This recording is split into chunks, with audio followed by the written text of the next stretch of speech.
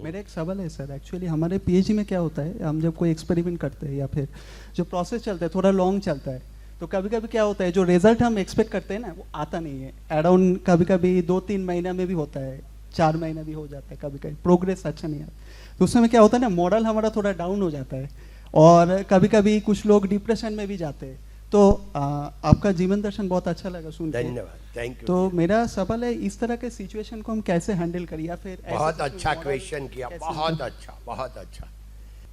तो ये अब्दुल कलाम जी है, अगर उनकी आप बायोग्राफी पढ़ो तो आपको मालूम हो जाए, किसी को पूछने की जरूरत ही नहीं है, आपको आएगा ही नहीं।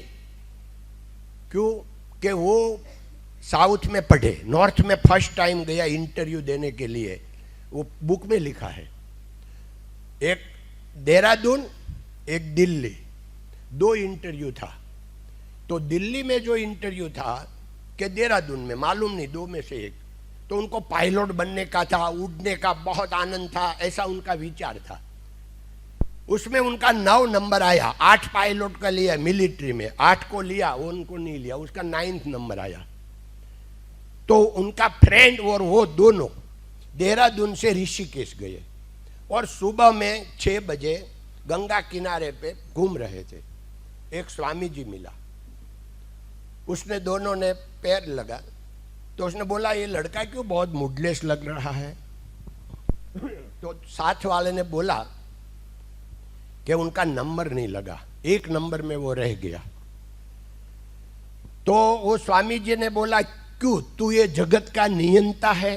वहां से शुरू किया स्वामी जी ने, और ये खुद अब्दुल कलाम जी ने खुद की ऑटोबायोग्राफी में लिखा है कि स्वामी जी ने बोला कि क्यों ये तू जगत का नियंता है, कि तू चाहते ऐसे बने, तेरे को नंबर नहीं लगा, उसका कारण है कि पर्दे के पीछे क्या है वो हमको मालूम नहीं है। तेरे को ऊपर वाला ने क्या बनाने की सोचा है वो उनको मालूम है, तू क्यों चिंता करते है।